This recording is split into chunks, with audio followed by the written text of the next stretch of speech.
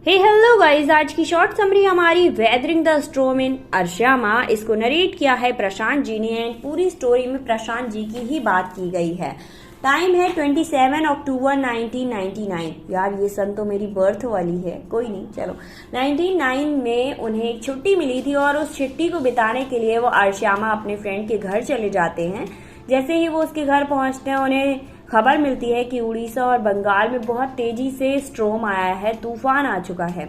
कि देखते ही देखते अर्शियामा में भी तूफान तेजी से आ जाता है।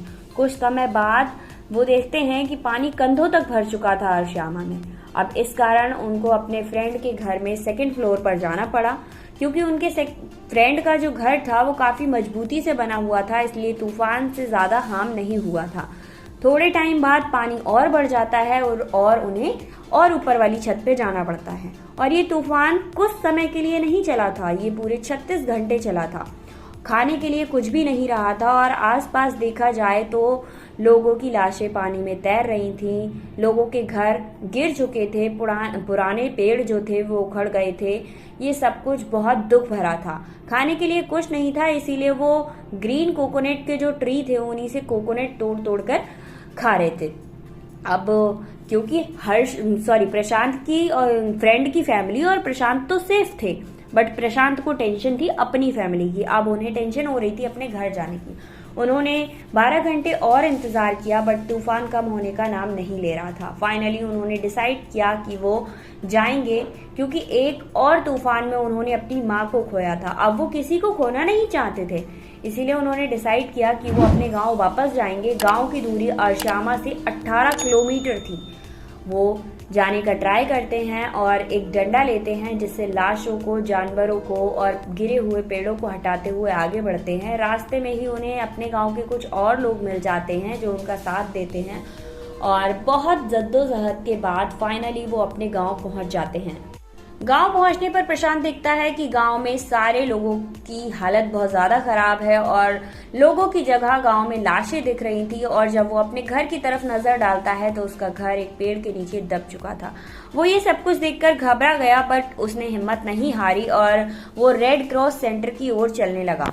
रेड क्रॉस सेंटर क्या होता है, इसको जानने के लिए आप मेरे डिटेल वाले वीडियो को यार चेक कर लो, ठीक है। सेंटर की ओर चलने लगा और वहां जाकर देखता है, उन्होंने अपनी नानी को देखा। अब वो अपने फैमिली के इस मेंबर को देखकर बहुत ज्यादा खुश हुए। कुछ टाइम में ही उनके सारे पड़ोसी और उनकी पूरी फैमिली उनके आसपास थी। उन्हें पता लगा कि उनके गांव के 85 लोग मारे जा चुके हैं और बाकी सब सेफ हैं। 4 दिन हो चुके थे इस सुनामी को आए, बट पानी शांत होने का नाम ही नहीं ले रहा था। इतने में ही एक हेलीकॉप्टर आता है जो कुछ पार्सल्स को नीचे फेंकता है। उन पार्सल में कुछ खाने का सामान था, कुछ खाने की जरूरत की चीजें थी। उस खाने की चीजों से फाइनली 4 डेज बाद वहां के लोगों को कुछ खाने को मिलता है, बट वहां पर लोग ज्यादा थे और खाने की चीजें कम थी। लोगों को लगा ये फिर से आएगा, बट ऐसा हुआ नहीं। प्रशांत अपनी ही जनरेशन के सारे लोगों को इकट्ठा करते हैं और कहते हैं फूड भाई कलेक्ट करो, वरना लोग कैसे जिंदा रहेंगे। तो वो डिसाइड करते हैं कि जो फूड ज्यादा नाज इकट्ठा रखते हैं उन लोगों के पास जाएंगे और गुजारिश करेंगे। और वो ऐसा करते हैं, जाते हैं, गुजारिश करते हैं। तो सड़ा गला चावल यानी राइस उनको दे दिया जाता है। वो अपने सारी लोगों के साथ मिलकर उस राइस को उस जगह तक लाते हैं जहां पर सारे लोग प्रेजेंट होते हैं। बट दिक्कत ये थी, लोग वहां ज्यादा थे। लोगों को फर्क नहीं पड़ रहा था कि वो सड़ा है, गला है, बस उसको गीली लकड़ियों से पकाकर उन लोगों ने खाया और 2 दिन में वो राइस भी खत्म हो जाता है। अब दिक्कत ये थी, अब क्या खाया जाए, क्योंकि लोग बहुत ज्यादा थे। अब खाया क्या जाए? लास्ट ऑप्शन था उनके पास वो हेलीकॉप्टर, जो बहुत लिमिटेड अमाउंट में फूड दे रहा था।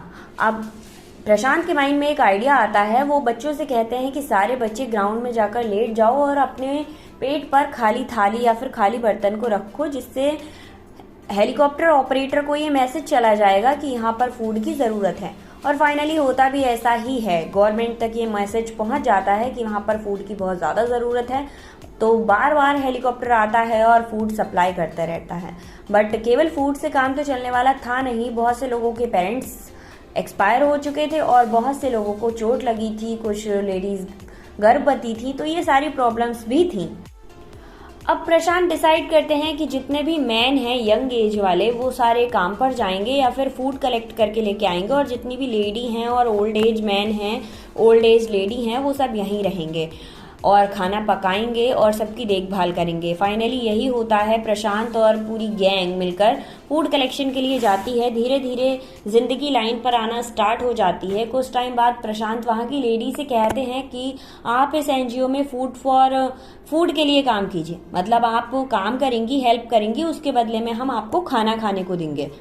धीरे धीरे स्ट्रोम जा चुका था और अब जिंदगी थोड़ी थोड़ी लाइन पर थी। गवर्नमेंट डिसीजन लेती है कि जो अनाथ बच्चे हैं उनके लिए इंस्टीट्यूशन खोलेगी या फिर कुछ सुविधाएं करेगी, वहीं विडोज के लिए आश्रम में भेजेगी। इस पर जो प्रशांत थे वो ऑब्जेक्शन करते हैं। वो कहते हैं नहीं, इन लोगों को आपस में अलग मत करो, जो बच्चे हैं उनको माँ का प्यार मिल जाएगा और माँ को जीने का सहारा, मतलब जो विधवा औरतें हैं उन्हें जीने का सहारा मिल जाएगा। इस तरह ये दोनों अपनी जिंदगी जी पाएंगे।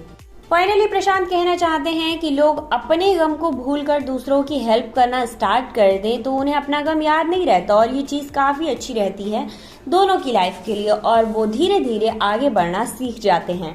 गाइज यहीं पर इस चैप्टर का एंड हो जाता है। आई होप आपको समझ आया होगा, और मैं बार बार कहती हूँ अगर इसमें आपको ज्यादा शॉर्ट लगता है तो डिटेल वाले वीडियो को एक बार चेक कर लिया करो, आपको समझ आ जाएगा।